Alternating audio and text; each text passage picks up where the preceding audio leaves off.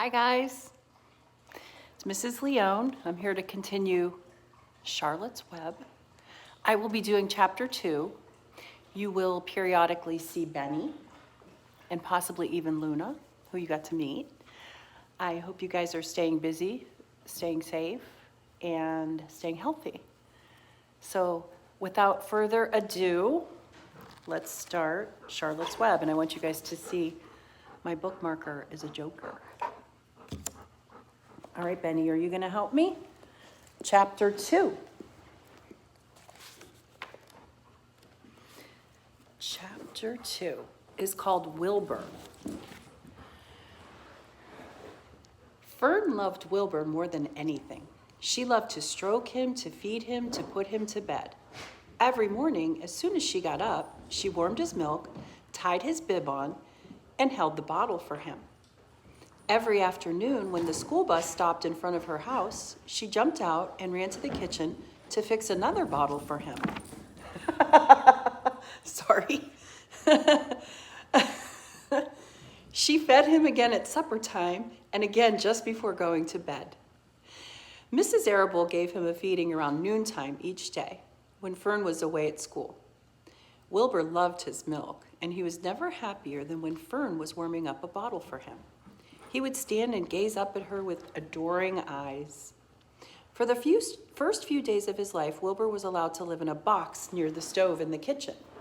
Then, when Mrs. Arable complained, I just made a connection. That reminds me of my homeroom when we did Shiloh, and they kept Shiloh in a box when they were letting him heal.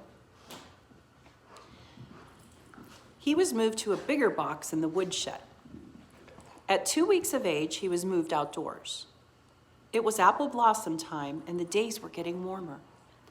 Mr. Arable fixed a small yard specially for Wilbur under an apple tree and gave him a large wooden box full of straw with a doorway cut in it so he could walk in and out as he pleased. "Won't he be cold at night?" asked Fern. "No," said her father. "You watch and see what he does." And here's a little picture of Fern sitting by Wilbur, going in and out of his box. Carrying a bottle of milk, Fern sat down under the apple tree inside the yard. Wilbur ran to her, and she held the bottle for him while he sucked. When she had finished the last drop, he grunted and walked sleepily into the box. Fern peered through the door. Wilbur was poking the straw with his snout. In a short time, he had dug a tunnel in the straw. He crawled into the tunnel and disappeared from sight, completely covered with straw. Fern was enchanted. It relieved her mind to know that her baby would sleep covered up and would stay warm. Every morning after breakfast, Wilbur walked out on the road with Fern and waited till the bus came.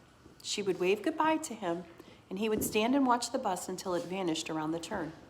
While Fern was in school, Wilbur was shut up inside his yard. But as soon as she got home in the afternoon, she would take him out, and he would follow her around the place. If she went in the house, Wilbur went too. If she went upstairs, Wilbur would wait at the bottom step until she came down again. If she took her doll for a walk in the doll carriage, Wilbur followed along. Sometimes on those journeys, Wilbur would get tired, and Fern would pick him up and put him in the carriage alongside the doll. He liked this. And if he was very tired, he would close his eyes and go to sleep under the doll's blanket. He looked cute when his eyes were closed because his lashes were so long. The doll would close her eyes too. And Fern would wheel the carriage very slowly and smoothly as so not to wake her infants. And there's Fern and the doll and Wilbur sleeping. It's like her baby. On one warm afternoon, Fern and Avery put bathing suits on and went down to the brook for a swim. Wilbur tagged along at Fern's heels. When she waded into the brook, Wilbur waded with her. He found the water quite cold, too cold for his liking. So while the children swam and played and splashed water at each other, Wilbur amused himself in the mud along the edge of the brook, where it was warm and moist and delightfully sticky and oozy. Every day was a happy day, and every night was peaceful. Wilbur was what farmers call a spring pig, which simply means he was born in the springtime. When he was 5 weeks old, Mr. Arable said he was now big enough to sell and would have to be sold. Fern broke down and wept, but her father was firm about it. Wilbur's appetite had increased. He was beginning to eat scraps of food in addition to milk. Mr. Arable was not willing to provide for him any longer. He had already sold Wilbur's 10 brothers and sisters. He's got to go, Fern, he said. You've had your fun raising a baby pig, but Wilbur's not a baby any longer, and he has got to be sold. Call up the Zuckermans, suggested Mrs. Arable to Fern. Your Uncle Homer sometimes raises a pig, and if Wilbur goes there to live, you can walk down the road and visit him as often as you like. How much money should I ask for him? Fern wanted to know. Well, said her father, he's a runt. Tell your Uncle Homer you've got a pig to sell for $6 and see what he says. $6, guys. That's dirt cheap. It was soon arranged. Fern phoned and got her Aunt Edith, and her Aunt Edith hollered for her Uncle Homer, and her Uncle Homer came in from the barn and talked to Fern. When he heard that the price was only $6, he said he would buy the pig.